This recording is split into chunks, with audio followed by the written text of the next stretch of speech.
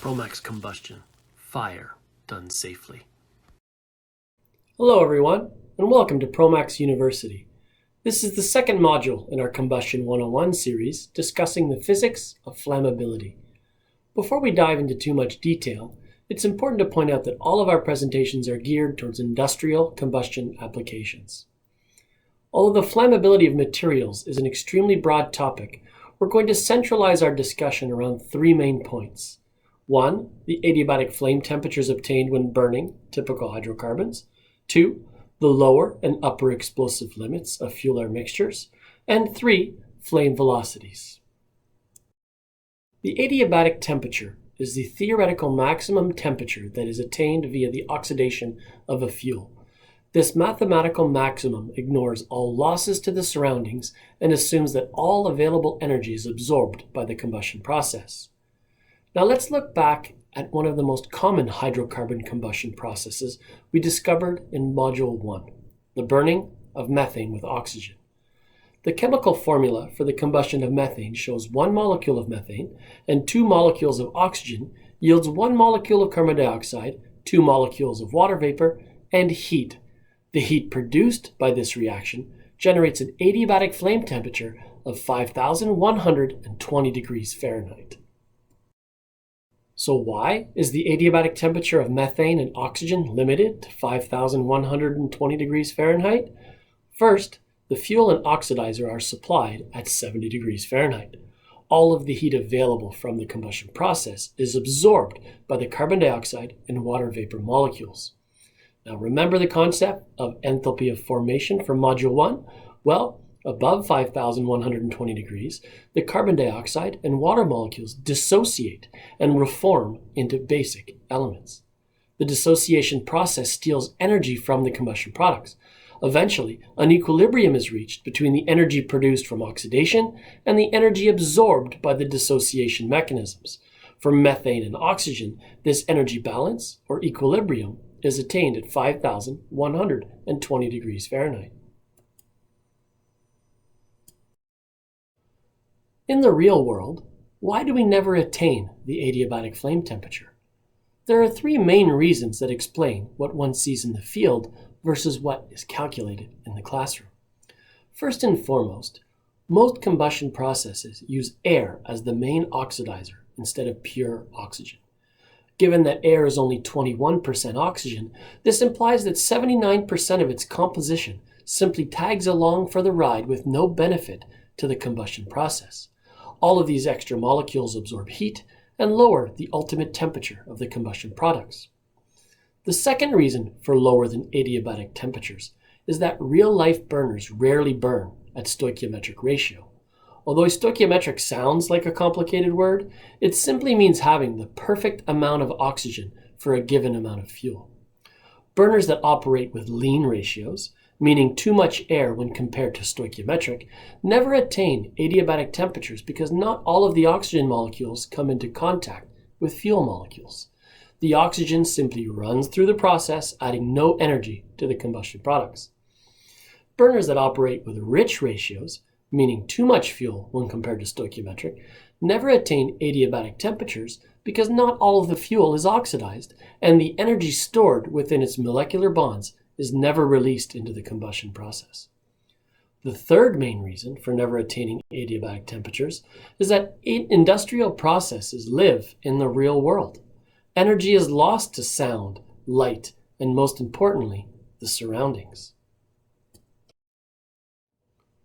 Given the constraints of real-world applications, what temperatures can one expect to attain? Knowing that most industrial burners use air, one can see this drops the overall maximum temperature for natural gas and air to 3,562 degrees Fahrenheit. If we operate somewhat rich or somewhat lean, the expected temperature drops even further to 33 or 3,400 degrees Fahrenheit. If the burner system operates even further off ratio, either rich or lean, one sees the temperature drop even lower into the 2,900 to 3,000 degree Fahrenheit range.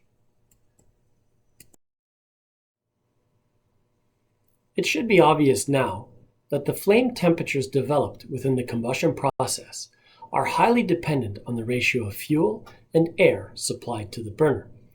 It is also important to point out that the flame temperature truly is the driving force that allows combustion to be a self-sustained chemical reaction, and if the temperatures produced move below a minimum threshold, the combustion process is quenched. In other words, combustion stops. In order to understand flammability limits properly, it's important to translate fuel-air ratios into relatable terms. Again, stoichiometric ratios are when the perfect amount of air is supplied to a given amount of fuel. For methane air, this means 2 moles of air for every mole of gas. Using the molar properties of each element, we can calculate the following ratios. Fuel-air ratio on a mass basis is 17.2 pounds of air per pound of fuel, and the fuel-air ratio on a volumetric basis means 9.7 cubic feet of air per cubic foot of fuel. That flame is too rich is a statement that every person in the combustion industry has heard at least once in their career. But what exactly does this mean? Remembering that stoichiometric combustion is when the air-fuel mixture is exactly right, one can visualize a rich mixture as combustion with a gluttony of fuel. In other words, there is more fuel than required for the stoichiometric amount of oxygen. The consequences of rich combustion are rarely desirable in industrial applications, although there are some exceptions. The flame is literally starving for oxygen, takes on a longer, looser geometry. It can be seen as a flickering flame with a more radiant profile in the orange spectrum and is potentially smoky. Rich flames also tend to produce copious amounts of carbon monoxide. Lean combustion is also a very common term in industrial heating applications. But what exactly does this mean? Again, remembering that stoichiometric combustion is when the fuel-air mixture is exactly right, one can visualize a lean mixture as combustion where the oxygen is starving for fuel. In other words, there is less fuel than required for the stoichiometric amount of oxygen. The consequences of lean combustion tend to be much less problematic than those associated with a rich combustion, although again, there are some exceptions. Every fuel molecule has more than enough oxygen within reach, so the flame takes on a much tighter geometry, typically with a light blue core. The flame can almost appear transparent under the right conditions. Now that we fully understand the concepts of lean and rich combustion, we can introduce the idea of lower and upper explosive limits. The lower explosive limit is simply the point at which a flame becomes too lean for self-sustained combustion. Too much energy is lost to the excess oxygen molecules, making it impossible for the flame front to continue. The upper explosive limit is the point at which the flame becomes too rich for self-sustained combustion. Too many fuel molecules for not enough oxygen molecules means not enough energy is injected into the flame front to allow combustion to continue. Industrial combustion applications must therefore thread a very fine needle, maintaining fuel-air ratios within a narrow explosive range at which combustion is possible. To put some real-world numbers to this idea, natural gas has an explosive range from 5 to 15% volumetrically. For propane, the range is from 2 to 10%. One last concept we wish to discuss regarding flammability limits is the flame velocity. In stable burner flames, the flame front appears to be stationary.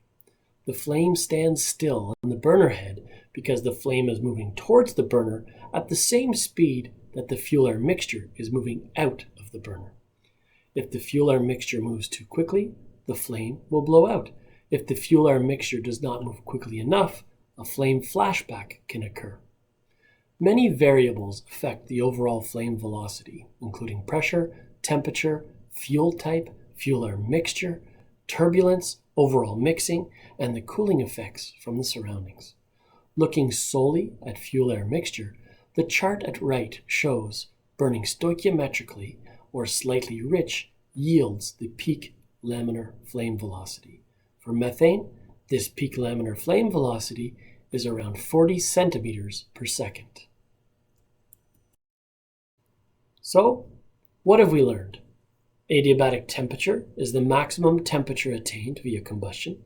Flame temperatures are highly dependent on fuel type, oxidizer, and fuel-air ratio. The lower explosive limit is the leanest flame that can be self-sustained. The upper explosive limit is the richest flame that can be self-sustained, and flame velocities are highly dependent on fuel-air ratio.